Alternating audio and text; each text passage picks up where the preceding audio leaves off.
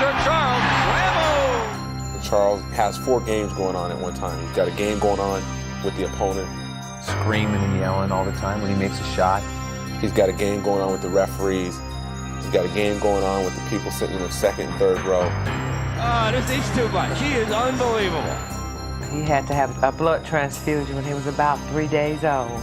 Sometimes I wonder what kind of blood was in the transfusion. All I need is a little tight dress, some red lipstick, and some pumps. I'll be all right. He loves to shock people. It's all part of bad boys getting more attention than good boys. Why don't they just take their ass whipping like people and go home? No, you know, I never got the impression that Charles Barkley liked to shock people. Dreams come true in my new shoe. That's not what I want to say. Charles's honesty may be one of his downfalls. I mean, one of the reasons that he gets in trouble is because everything he says is honest. But ain't no one player can guard me, and y'all can write that down.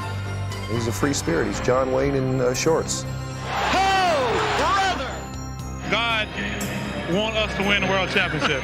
I don't know if I go that far, Charles. Oh, no, I talked to him the other night. If you listen to Bark and you shut your eyes, you think there's a young Cassius Clay out there ready to jump out of that skin. I still don't quite have the answer. Maybe he said it right. He's the 9th wonder of the world. He says that he's God's chosen one. It might be tough to disagree with both of those. Somebody had to be me. Might as well be me.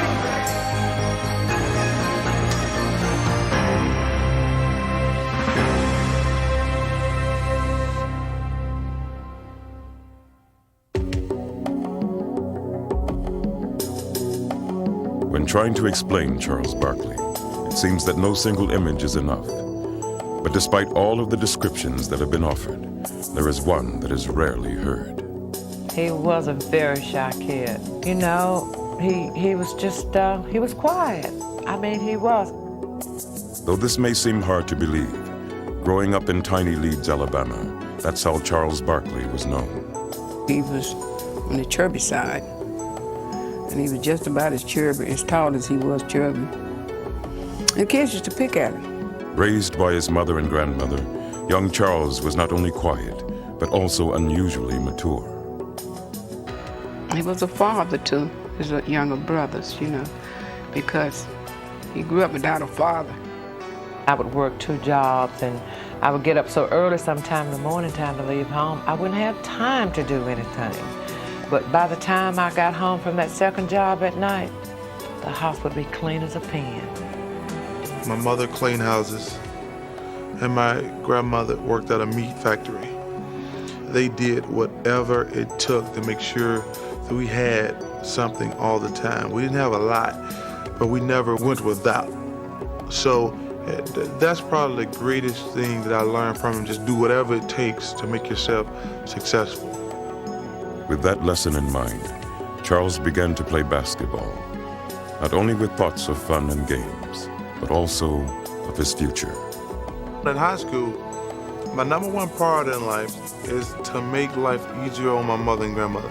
So I'm thinking, just go to college for free, because if I didn't get a scholarship, I wouldn't have been able to go to college. But as an overweight 5'10" guard, Barkley didn't appear to be a likely target for college recruiters.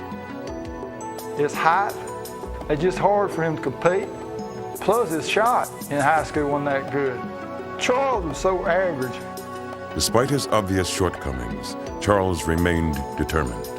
You know, a lot of Saturday nights when the other boys would be out going to dances and things, Charles would be down on the basketball court, right down the street, bouncing a basketball. Charles's skills were improving, but it didn't really seem to matter. He would come home and he would cry sometimes. He said, "Mama, I am good enough to play on the varsity team if they would just give me a chance." His granny would tell him, "Just keep working, baby.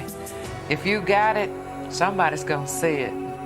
Clinging to this hope, Barkley struggled in vain to overcome his physical limitations. And then, as if to reward his faith, Providence finally lent a hand. He started to get bigger and bigger and taller and taller. Everybody was like, "Hey, come down to the gym. Charles Barkley can touch the rim and slam a basketball." And I thought, there's no way Charles Barkley can dunk a basketball. He's 6 foot. Barkley's surprises were just beginning. Shooting up in height, he would finally have a body that was a proper vessel for his determination.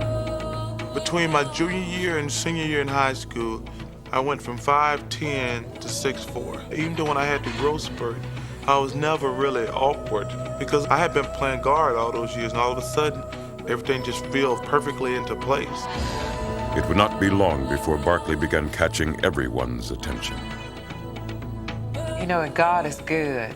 He just happened to be in the right places at the right times, and the right people were in the stand, and they seen him play. They said, where they been hiding this kid? Charles finally had his chance, and he wasn't going to blow it.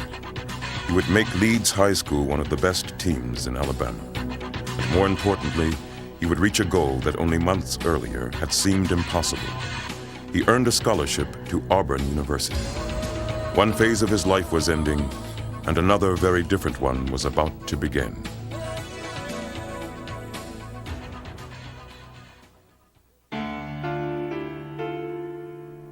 The Charles Barkley who arrived on the campus of Auburn University in the fall of 1981 bore little outward resemblance to the one who had left tiny Leeds, Alabama.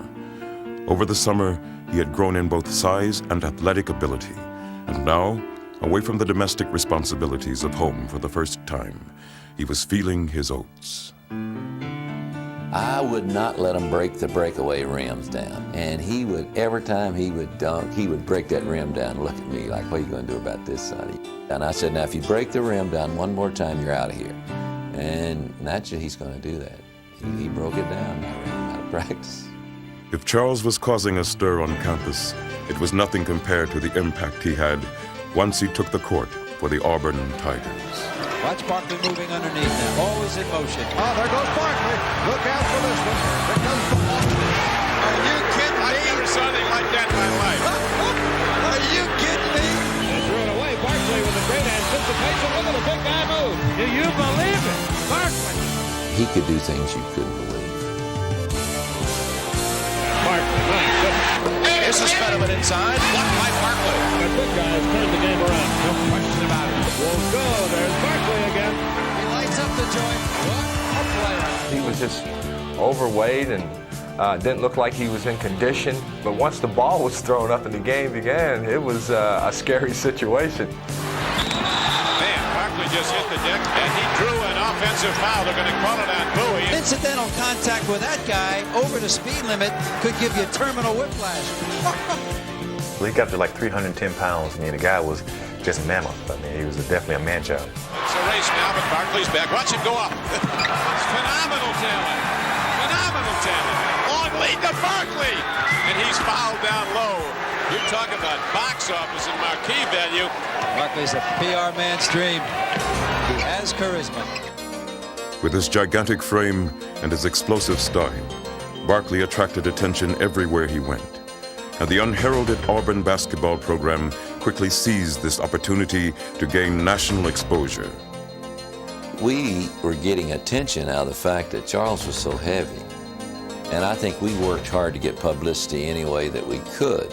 And that was one way to get it. We were selling fat, we were selling anything. And Charles was a sellable item, he really was. Hello, I'm Charles Barkley of Auburn Tigers. Here I feel my nickname, the bread truck, the love boat, Food World, the Frisco Kid, which is my second favorite, the Wide Loafing League, Town of Fun, the Good Time Blimp. And my favorite is the Round Mound the Rebound. Charles had grown from a shy and responsible kid into a brash media sensation. I was always really quiet. And then when they put you in the limelight at the age of 18, you go to college, everybody knows you and everybody's talking to you all the time. Your personality changes. And the true measure of that change was evident in his growing conflict with his coach, Sonny Smith. He was lazy, and he felt like he could play real heavy, and I felt like he couldn't. So we had a little war going there to lose weight. He could have said to me, Charles, you need to lose some weight and you can play better, instead of saying I was a fat, out-of-shape slob all the time. I knew I had something special. I knew I had a pro on my hands, and I knew that it was my responsibility to develop him, give him a chance later, so I was really tough on him. At the end of my second year, I had had enough. I had led to SEC in rebounding 2 years. I was all SEC, and he was still riding me all the time. So finally, I just picked up and said, hey, I'm transferring. Charles Barkley had reached a crossroads. In his struggles with Coach Smith, he faced both the benefits and the burdens that came with his newfound stardom. And his resolution of this conflict would set a pattern for the rest of his life. We had a meeting, and we sit down, and he said, hey, you lose a little weight, you'll play harder, you'll play better.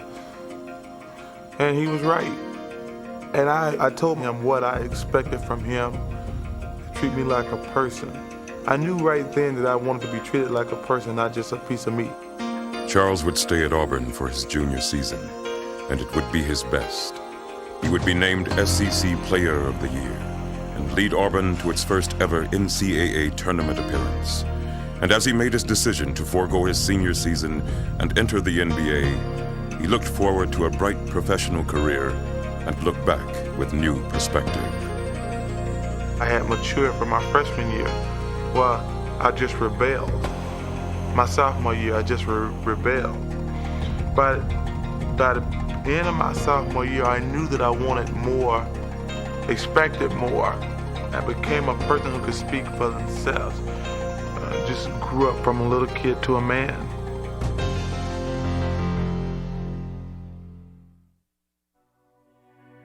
With his final season at Auburn, Charles had established himself as one of the most talented players in college basketball.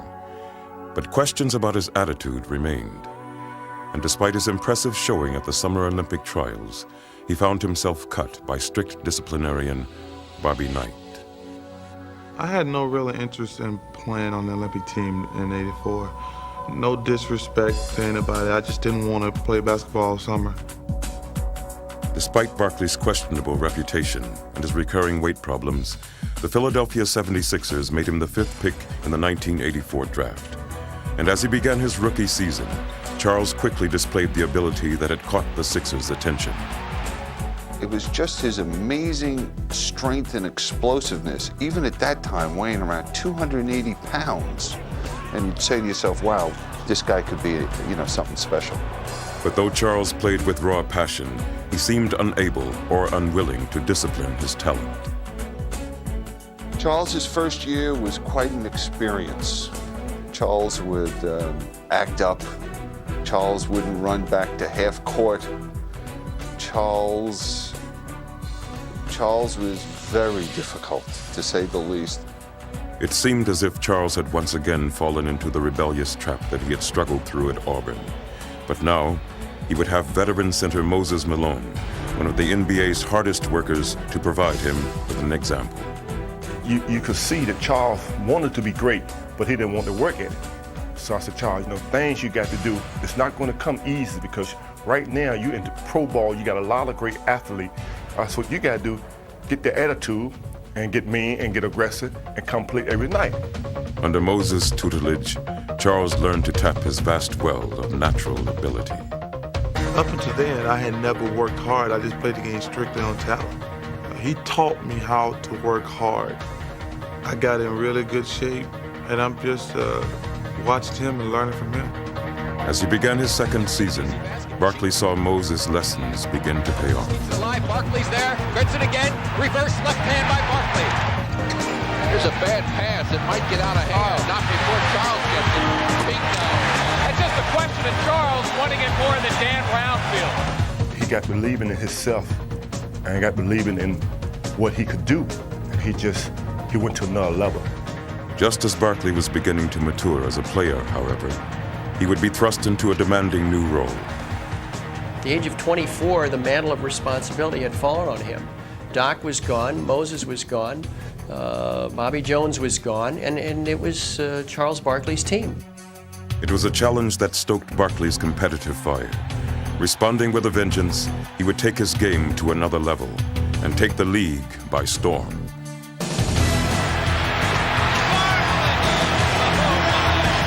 Charles just taking over now.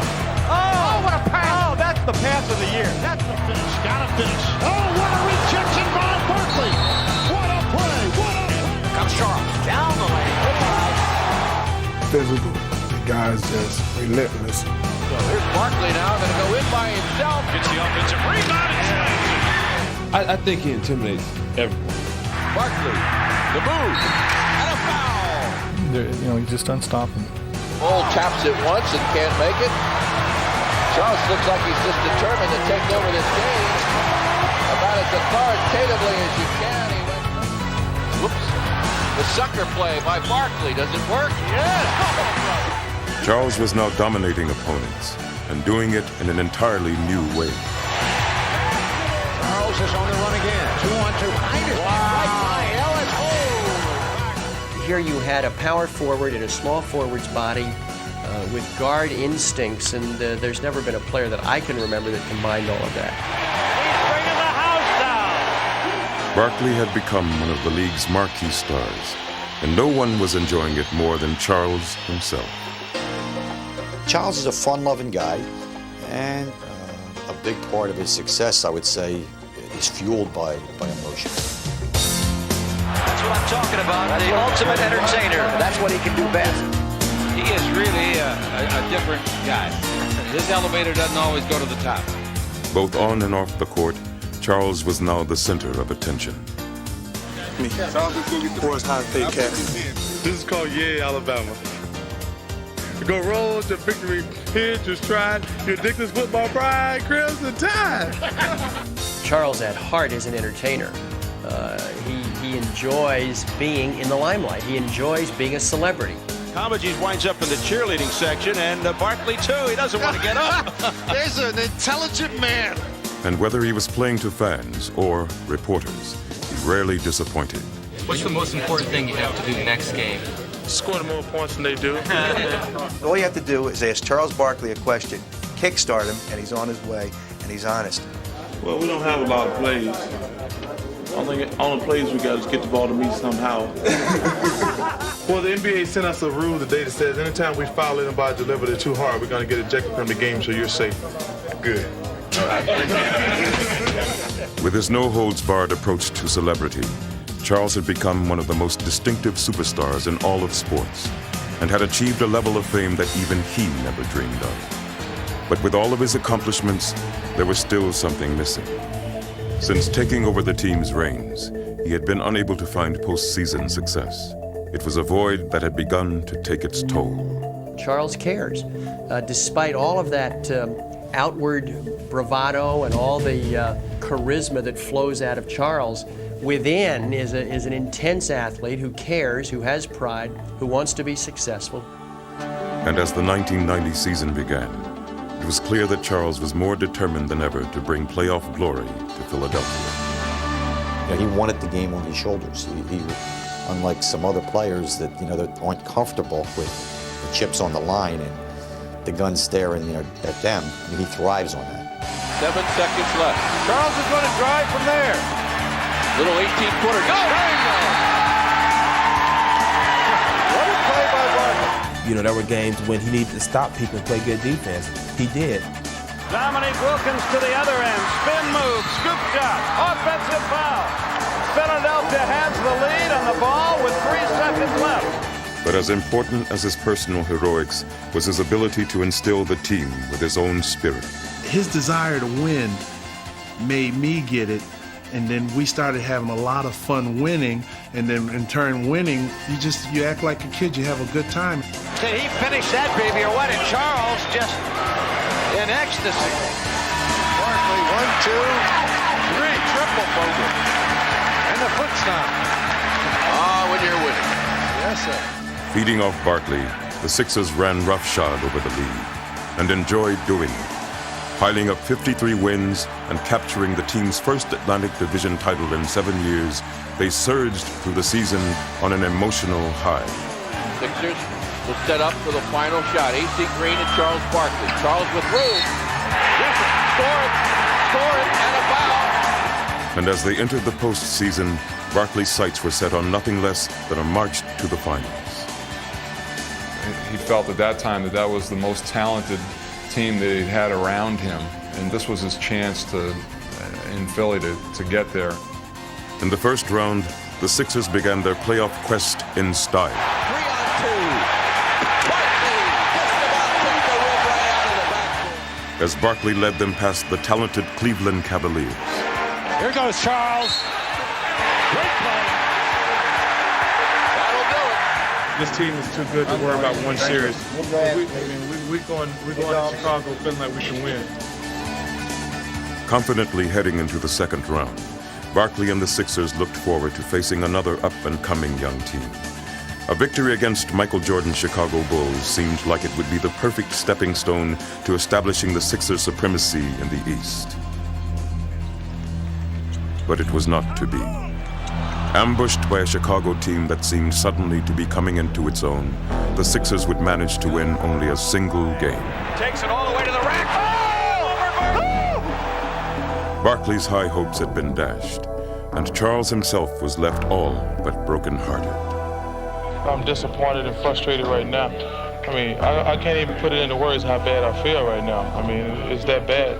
You know, most of the people out there, they don't understand. They think it's just a game you play. This is your job, and you really care about winning and losing. Chicago would go on to win a championship the very next year, but Philadelphia would never recover. Injuries and ill-fated trades would disband the group of players that had achieved such special chemistry, and Barkley could only watch in frustration.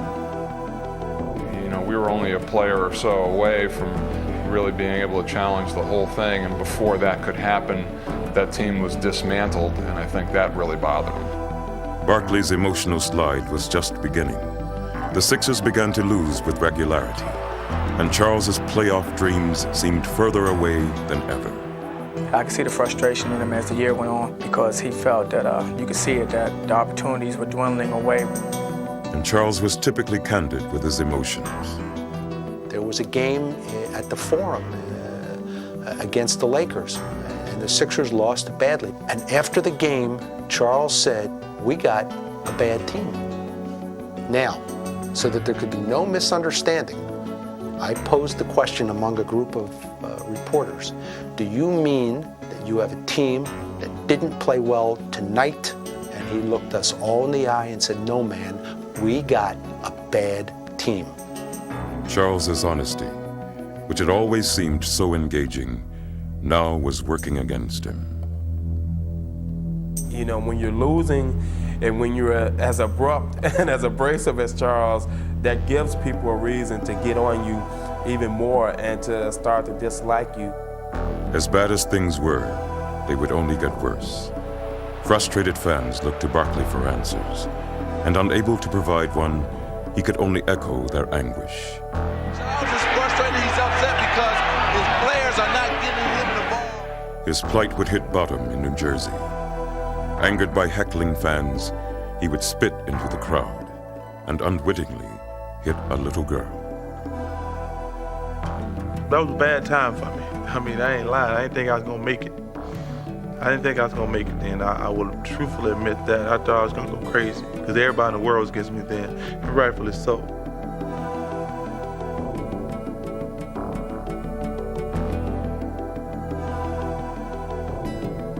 So the spin incident is where it all changed. It made me really take a closer look at myself. But the most important thing it did was it made me realize that I wanted to win too bad. There shouldn't be anything on a basketball court that make me want to spit on another person. And that's kind of where it all changed for me. Charles knew he needed to change, but stuck in Philadelphia, he would not be given the chance. Besieged by questions about his character, his leadership, and even his ability, Charles could only stoically bide his time. You want to stay with this team? I just want to win. I just want to win. Charles, you want to stay here? Finally, after a year and a half of waiting, he would be given the opportunity that he craved. Charles Barkley, he has talked long and hard and loud about his hunger for an NBA title. He was traded to the Phoenix Suns in a 3-for-1 deal. The trade, Charles now faced the defining test of his career. The Suns offered him what he wanted most, a second chance. But he knew also that if he failed, it would probably be his last. Before Charles could meet his destiny in Phoenix, he would join the Dream Team for the Summer Olympics. And from the start, his trip to Barcelona seemed to renew his spirits. Good morning, ladies and gentlemen. Would like to welcome you aboard. This is Glad to be here. It meant a lot to me because they were saying, hey, you're a great player and you've done a hell of a job, even though your team hasn't been winning. So that was great. Reaffirmed as one of the game's top stars, Charles again found himself in the midst of adoring fans. It was like traveling with, I guess, the Beatles. You know, that stuff you see on TV where there's thousands and thousands of people waiting all the time. It was unbelievable. While some Olympians may have found the constant crowds and attention daunting, Charles took to the streets with relish.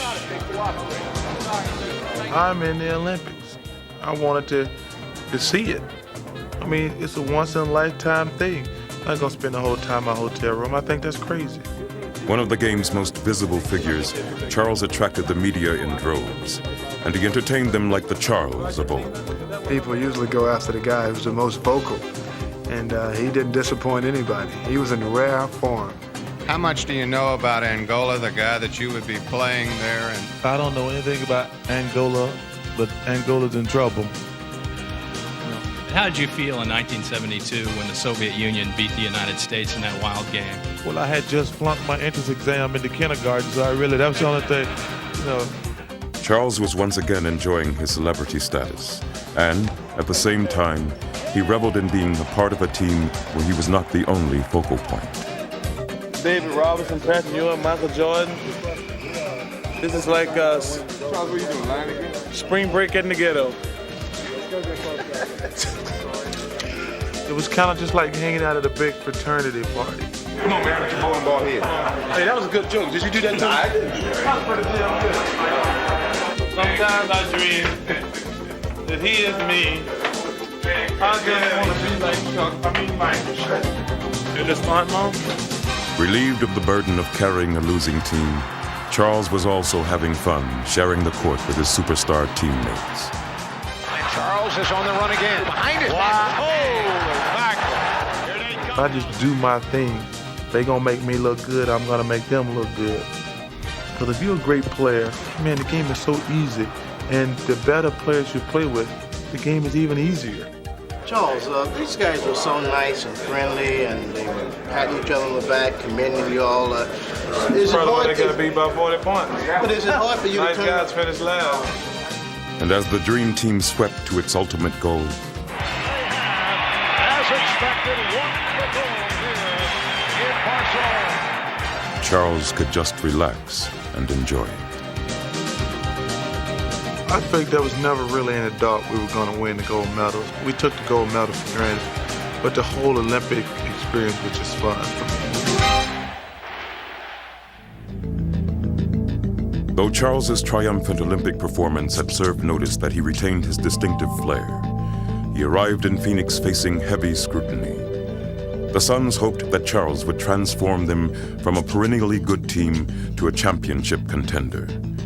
But the questions that had arisen in Philadelphia had them nervously wondering whether he could handle the challenge. I remember when we made that trade, people were skeptical about that. They said, well, a conservative community like Phoenix, how are they going to accept Charles Barkley? We're like everybody else. We knew what you read in the paper or what you hear. And I think everybody was a little, anticipating maybe the worst. Though the pressure on Charles could hardly have been greater, he faced it without ever letting it affect him.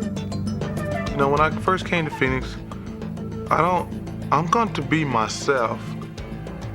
I don't really worry too much about what other people think.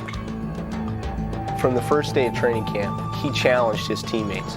I remember one of the first things he did in a practice was he just hammered Cedric Ceballos. He wanted to see how everyone was going to react to that. I just thought that was unnecessary, uncalled for. I let him know, and we got into a little verbal battle out there on the court. His reason for doing it was basically trying to see who was going to speak up and who would go to war, who would support their teammates. I think everybody started to see that, there's only 12 of us. We need to have all 12 going in the same direction and going towards the same goal. And he brought the team a lot closer by doing that. With his new teammates now firmly behind him, Barkley was ready to take Phoenix into the 1993 season. Howard, it's stolen by Barkley. Here comes Sir Charles. Blocked from behind by Barkley. My, oh my, where did he come from? Barkley, nice spin move. No! You talk about power! As he had in Philadelphia, Barkley would now put his personal imprint on his team. If you're getting a loose ball and you're close, he'll tell you, get the hell out of the way, this is my ball. A three for Marley that won't fall. Tipped in the air, there's Barkley. If the ball is up for grabs and Barkley is anywhere near it, it's Charles. He absolutely thinks he's the best player on the floor and that he knows more than the referees and you know, nobody should stop him. Here he comes again. And here comes Charles. Don't get in his way. He brought that role of being Mr. Big Tough Guy all the time, making sure that everybody knew that, you know, when the Suns are coming to town, it's a possibility of you getting blown out, getting your butt kicked or whatever. I mean, everybody's starting to put their shoulders up higher, and their heads high, and walking with that arrogance. The Barkley-led Suns would take the NBA by storm as Charles continued to surprise his teammates. Beautiful pass. Barkley spotted Barkley. I really knew he was a great player, but I didn't know he was the all-around player that he is. Barkley, and look out, here comes Phoenix. Oh, look at that pass. Oh, my goodness. I didn't realize he could shoot the ball from three-point range. McGill bounced to Charles. 4-3. Got it. Beautiful shot, Charles. I didn't know he was a good shot blocker. Blocked by Barkley. Oh, what a block. I mean, he's won probably 3 or 4 games just by blocking shots at the end of the game. 8 seconds to play. Here's the grab. It's blocked by Barkley. Saved by Marley, and he's fouled with 3 seconds to go.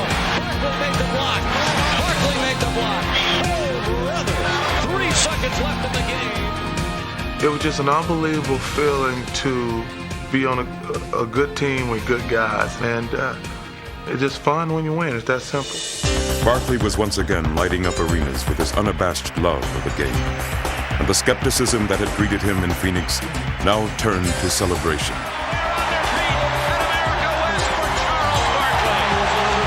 And they should be. He has charisma. He brings people to him. How many guys have a writer following them around and all he does is the Barkley beat? Only a couple quotes from Barkley. He doesn't cover the story, the pre-game stories or anything. He does the Barkley beat.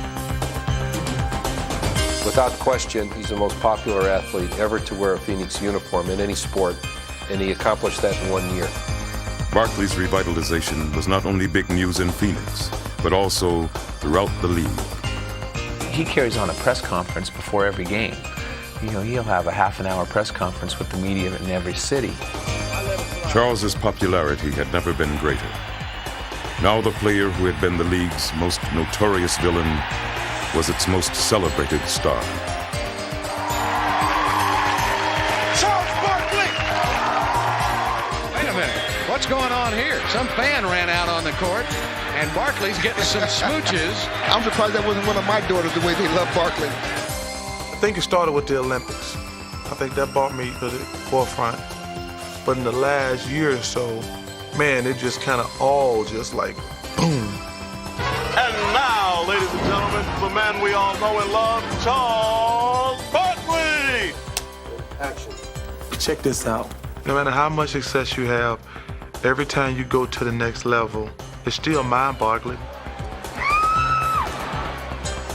But no matter how high Barkley's popularity skyrocketed, he never lost sight of his goal.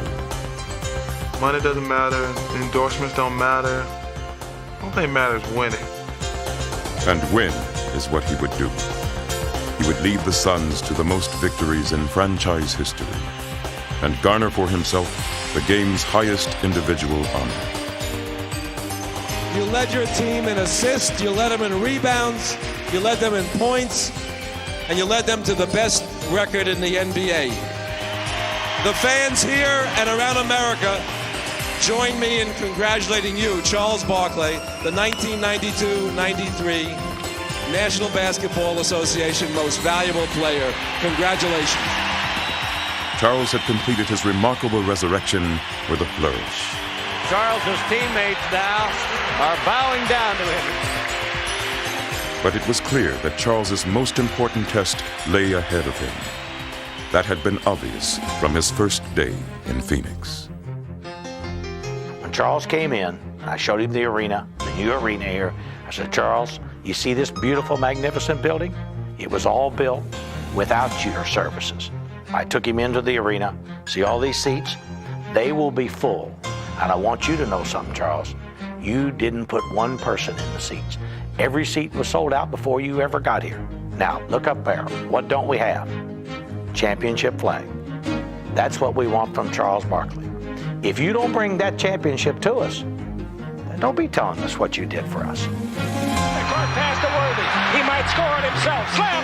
But as the playoffs began, it looked as if Charles's inspirational season was going to end embarrassingly short of expectations. And the Los Angeles Lakers go home one victory away from knocking out the winningest team in the NBA. Oh my. We're down 0-2, and I know the next question is, are you guys dead? No, we're going to win the series. We're going to win one Tuesday, and the next game's Thursday. We'll win there. Then we'll come back and we'll win the series on Sunday. And everybody will say what a great series it was. Westfall had made the guarantee. And now Charles would shoulder the burden of making good on it. Hey, let's put it together, guys. Let's win. We got to win tonight. That's simple. Let's show up. So you're always nervous, but it's not a nervous scared. It's nervous like, what can I do now? What he would do was to lead one of the most dramatic comebacks in playoff history, as he simply refused to let the Suns be defeated. They're fighting for their life, led by Charles Barkley. Charles makes everybody's job so much easier because he takes such a burden on himself. He's the superstar of the team. He is willing to take that responsibility for wins and losses. Leading the Suns to 2 straight victories in Los Angeles, Charles returned to Phoenix ready to fulfill Westfall's prophecy.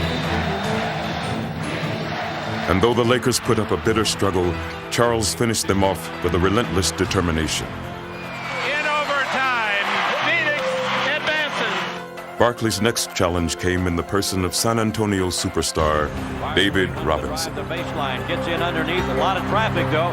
He's going to lose the ball. Dives for it. Finally picks it up. Here's his fadeaway. He got it. He wouldn't give up on it. With Barkley and Robinson battling to a standstill, the series remained deadlocked through 4 games. But it would be in the 5th game that Barkley would face the Spurs' stiffest challenge. In Game 5, I probably played my best game of my life.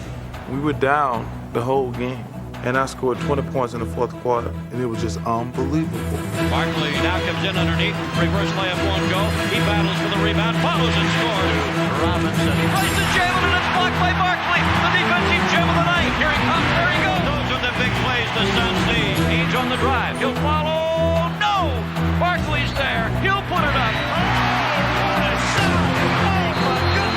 He has been a terror here in the 4th quarter. What a game. Nothing personal. I don't mean to brag, but can't no one person stop me. But don't take that personal. Game 6 would again turn on Barkley's personal battle, as the Suns again looked to him for last-second heroics. It's time to go to work with Chuck. KJ will be up. We got 3-point shooters spotted. Bring Chuck right to the ball. Chuck, you go to work. I got the best. He wants the ball.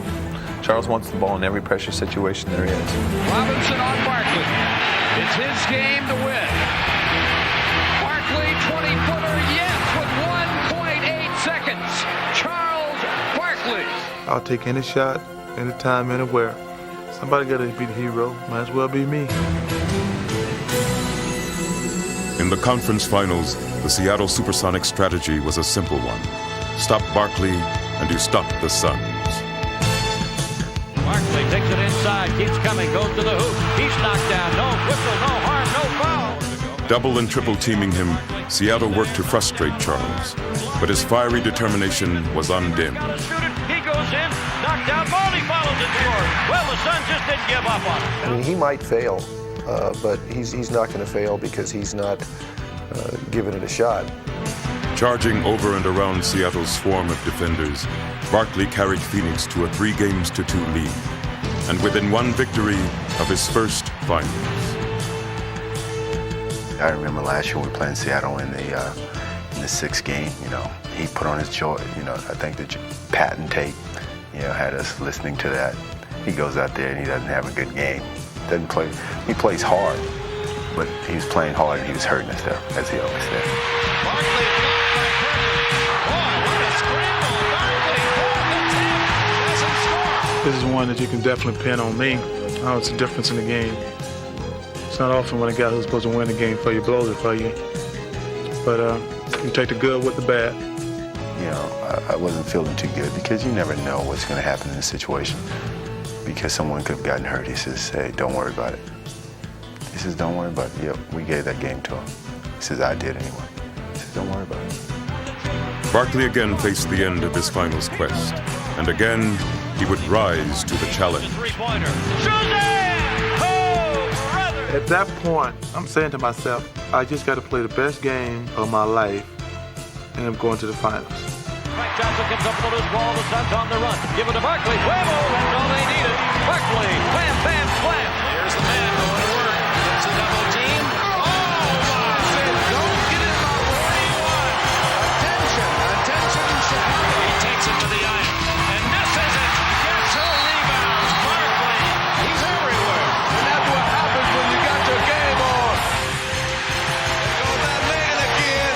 He has been the man who's been leading them, and he's fired up, Dick. He wants that ball. Barkley scores, and he is now. Superstars come to play in big games, and Charles Barkley has come to play tonight. In that 7th game, I think he had 44 points, 25 rebounds. And he said, Frank, I told you not to worry about it. And the Phoenix Suns are in the NBA Finals in quest of their first ever NBA championship. That was a perfect example of his will to win. He was not going to allow us to lose that game.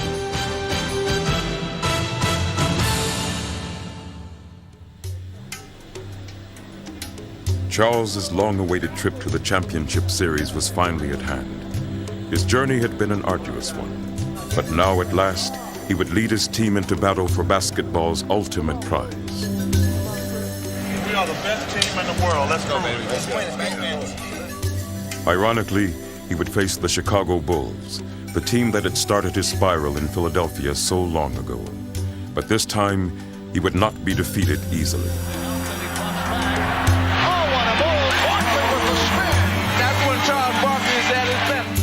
And even as the Bulls jumped out to a 2-0 series lead, Charles remained steadfast in his belief in himself and his team. Kevin Johnson. Wow, here's the Bulls. The Phoenix fans who are getting on Kevin tonight, if Kevin Johnson, we wouldn't be here without him. And if you're gonna boo Kevin Johnson or give him a hard time if he's struggling, please don't come to the game, because we don't need you. If you're not gonna be with us through the good times and the bad times, we don't want you here. He is with his team, win or lose, good or bad. And he stood up and he was counted. He puts nothing ahead of his teammates, and I think that's a great quality that he has. He knew that if he stepped up and said something nice about KJ and that we're still behind him, that people would step back and listen to him because of who he is. He had seen his team in Philadelphia dismantled. Now in Phoenix, he would hold his team together. Charles has come to play, and he's come to lead his team. He's putting them on his shoulder saying, I'm going to lead you. Everybody follow me. Though Barkley would ultimately come up short in his cherished quest, he would never stop fighting. That's a superstar. That's a leader. And he wants a championship. And though the Suns would not fulfill their championship expectations, Barkley would not let their spirit be broken. We played as hard as we could. Can't do no more. I'm proud of my team. I have to give all the respect to the Phoenix Suns for fighting back. They really played championship basketball. I expected us to win the World Championship this year.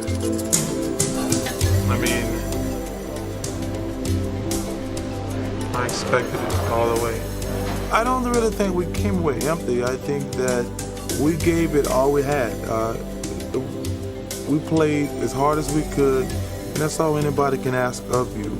You kind of, actually caught between a rock and a hard place because you want to say it was a great year, but you feel so bad right now.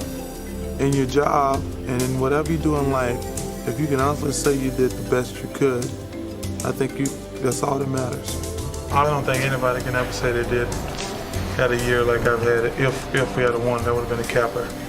He wants it real bad, and he does have it in perspective. If he doesn't get it, his life's not going to end because he doesn't get it, but when he's out there competing, he probably feels like it's going to end if he doesn't get it.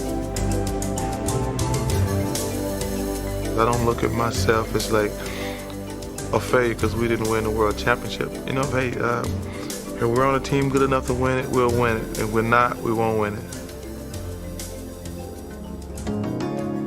Like the protagonist of many heroic stories, Charles has come full circle. But despite all the changes he has gone through, he still seems to inspire endless attempts to define him. Charles is the epitome of the conservative ideal, of the guy who never asked for anything, who overcomes odds, goes out and competes, doesn't make excuses, doesn't whine. He just has made a success out of himself. Opinions and perceptions change, but Charles is so enduring. I think anybody that knows Charles Barkley, it's very difficult not to like him. He loves life. He loves the game. He's always smiling, even after bad games. He's just a guy that loves sports, loves his job, and makes everyone else's job a lot more fun. Perhaps he is such an intriguing subject because he has never been particularly worried about making himself clear, except, of course, to the one person with whom he has always managed to come to terms with, himself. You know, people think you're trying to be this and that. I mean, where I'm from, somebody asks you a question, you tell them the truth. I mean, and if I had a chance to do it all over again, maybe I would have just said what they want me to say. But I'm proud of myself because I didn't, because you should be able to be honest. That's it. Simple.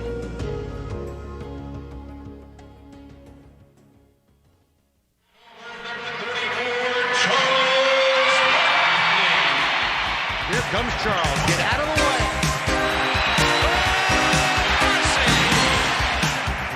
And give it back and send it in.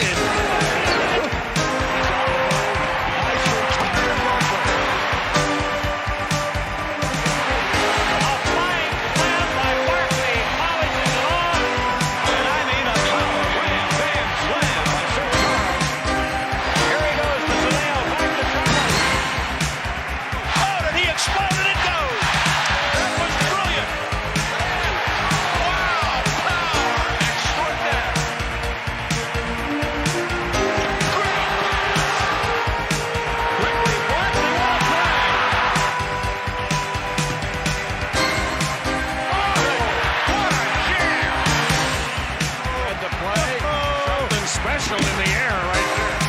Unlock underneath the Barkely. Watch his eyes light up. Whoa, I'm going to the hole. See you later. Kaboom. Yemenit's trying to break. Sixers got back here.